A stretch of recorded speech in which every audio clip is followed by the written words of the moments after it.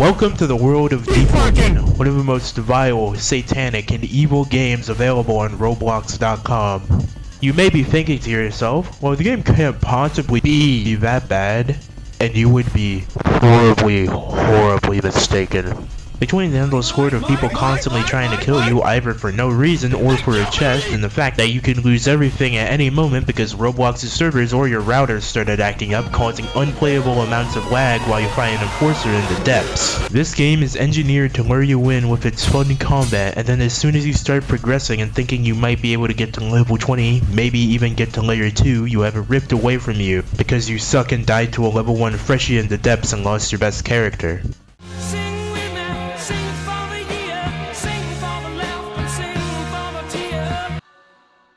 Oh god fucking damn it!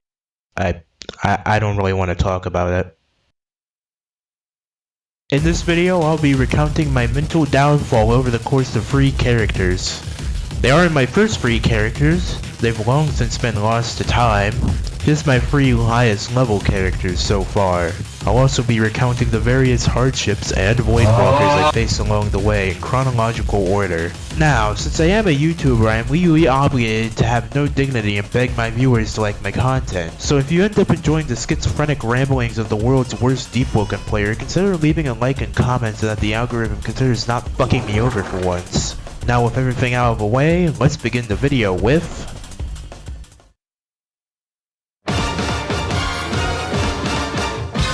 Now, because of a lack of footage of his character due to my excessive off-screen mining, the only footage I have of his character is just Mini Teresa, Depths, and Songseeker, so I might as well get this out of the way. After spawning in Etris and doing literally fucking nothing, I decided to go to Mini Teresa to bully random ministry captains and homeless people who have nothing but a dagger. While I'm there, I actually meet someone who's chill and doesn't immediately try to end my existence, and we harass the homeless together for a bit before parting ways. Shortly after the quick alliance, I go into Songseeker Wilds to farm Songseekers and die cause I'm trash, finding myself in the depths.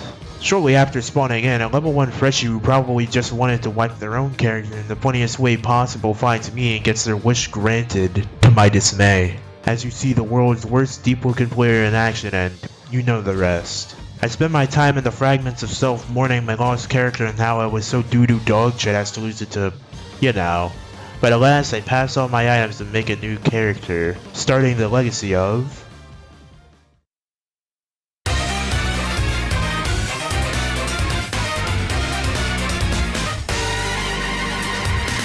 The second character of this video is my first, and so far only, fist-style character. Now, for those of you who have a place in society, aka haven't played Deepwoken yet, let me quickly explain. There are 3 main weapon types. Light weapons for those who don't like dealing damage, heavy weapons if you're a tryhard or like big swords, and medium weapons as a nice middle ground. There's at least 3 other weapon types you can start off with, and for this character I decided to ditch weapons and use my bare goddamn hands like a fucking savage.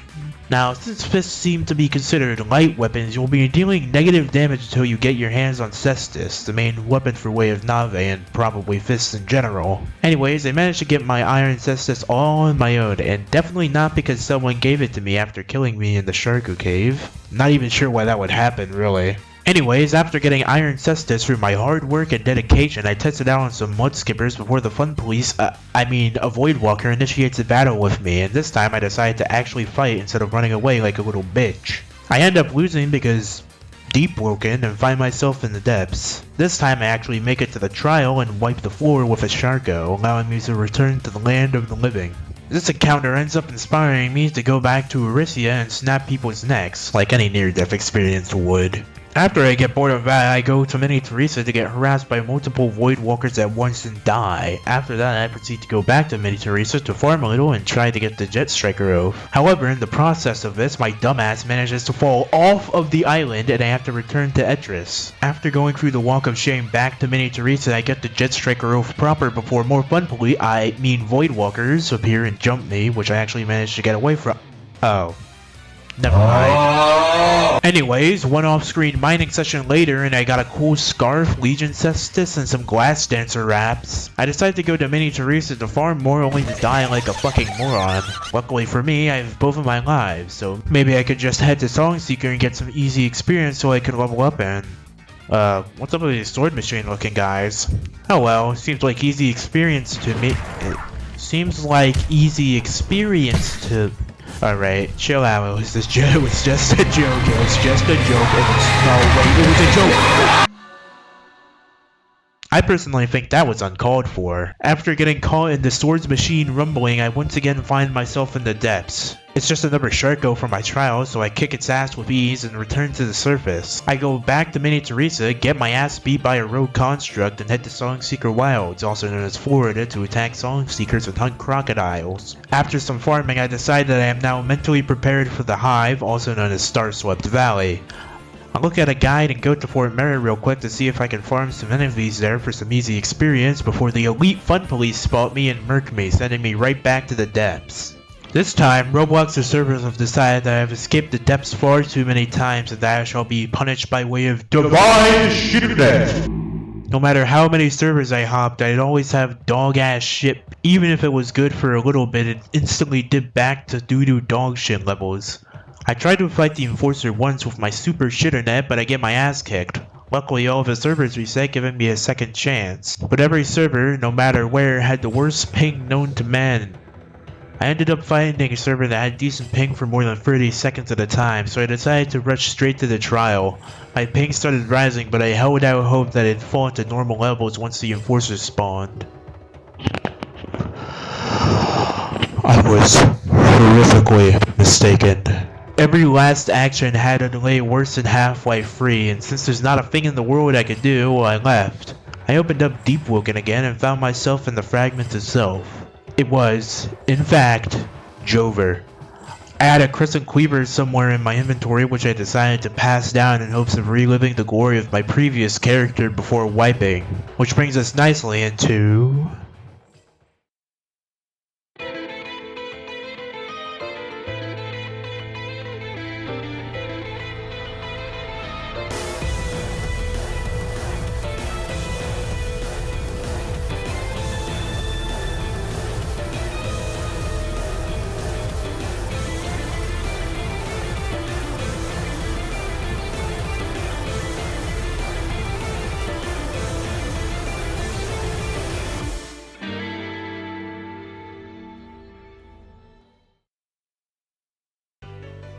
Now, onto the final and likely longest chapter of this video, that being the tale of my second heavy character, Lance. The story starts right after I got wiped, like 5 minutes after. I spawn into Etris with a Crescent cleaver I can't use yet in a dream. I do the usual process of gathering resources and buying items before going to Lower Arisia. First thing I do once I reach Arisia is run into some bandits. I take a second to carefully consider my options before deciding to just say fuck it since the captain isn't looking and run right in. The bandits attempt to get the attention of their captain but fail miserably before I wipe the floor with them. After I'm done with them, I bully their captain with ease and head to farm some mud skippers, and like every time I try to fight mud skippers, it's just me getting stun locked for 5 minutes. After dealing with a horde of mud skippers, the bandits try to get their revenge by sending out a small group, but I easily take them out before moving on to the bandit camp. But halfway there I get murked by another group of bandits and nearly die cause read the video title. I try to rest at this campfire, but the bandit captain sitting nearby seems to have actually noticed me for once, so I have to run away some more to take a quick rest under a tree. After that encounter, I head back and demolish all 4 of the bandits giving me trouble and then go to this carriage to wonder what the hell its deal is for a bit before a wave of mud skippers start attacking me for whatever reason, which turns into a slightly time-consuming but not really difficult battle. Anyways, I continue to farm Lower Arisia until I get bored and head back to Etris, but not before finding a sweet looking coat though, so that's nice.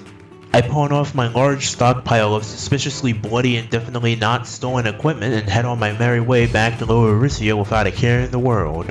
Once I return to Lower Arisia, I harass a few more mud skippers and try to fight my first sharko of this life, which always goes extremely well. Someone else ends up getting the final hit sadly, but whatever. I run off to farm bandits in the bandit camp and end up meeting someone who asks me if I've seen something called a Grim Era and a Divine Void Divers, which to the surprise of literally nobody on planet Earth, I haven't. I still have no clue what the fuck this dude was talking about to this day, and I don't care to do a 10-second Google search, so I can only assume that this man is simply an escaped schizophrenic and move on with my day. Anyways, I go back to my own business before 2 fun police officers jump me and kill me. On an unrelated note, why did they add Void Walkers? Did they not consider how much anger management classes I need to take from having 2 assholes who've been playing for 500 hours jumping me and taking all of my items I just grinded for hours to get? Anyways, enough ranting about Deepwoken. After collecting all of my items back, I farmed for even longer like I'm playing R2DA and eventually went to fight a pteropod, the crab guys, and Burning Stone Gardens, which didn't go quite as I hoped. I eventually lose it after a prolonged chase and harass another sharko, which goes extremely well. Once I defeat it, without any help this time, I finally gain enough heavy weapons experience for the Crescent Cleaver, which wipes the floor with every single one of the enemies in Lower Orisia. I take this as a cue that I've been freed from murdering bandits until the next time I wipe, and the time after that, and the time after that, and the time after that, and the time after, and start moving up to tougher enemies. Fast forward a bit later, I have Flame Worshipper armor and, well that's actually about it. I enter the Burning Stone Gardens and find a sharko and a golem duking it out. I watch him for a bit before the golem kills the sharko and immediately aggroes on me. I kind of try to fight it, but then a Void Walker came and did what Void Walkers do best, being really annoying. He ends up killing me, but I actually managed to get him to reconsider, which is a first. Oh. Well, I guess I could just go fuck myself, huh? I get my stuff back and kill some more sharkos and other various low-level enemies before deciding that I should probably go somewhere else. And then I did. Once I got to Mini Teresa, I found an unguarded rogue construct chest, which I snagged and got nothing useful out of, so I went to Songseeker Wilds instead in hopes of finding something there. Like Thanos, I decided the ancient rotlands next to the mines were overpopulated, so I decided to kill some freshers before going on a murdering spree comparable to an American school. Of course, I got bored and went back to Mini Teresa to kill a homeless guy and a rogue construct for easy loot. While in Mini Teresa, I found this even sicker looking code, and I also found a black sharko in the starfield tundra who didn't seem to appreciate my greetings. Honestly, the Legend of Korra wasn't that bad.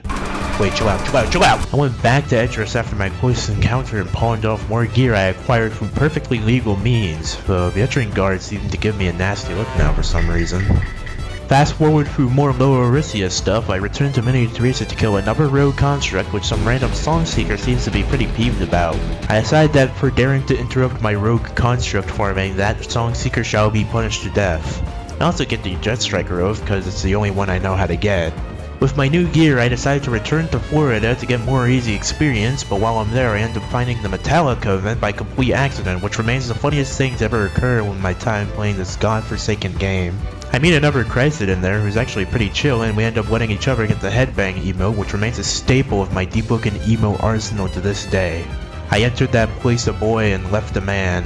Sadly, I wasn't strong enough to beat the Gorillian Void Walker and ended up dying. I also accidentally activated that annoying cat and get sent back into the stratosphere, but that's not really relevant. I give the Crypt of the Unbroken a quick visit, primarily for its shrine. I end up getting my ass kicked by the guards scattered around, but I achieved my goal nonetheless.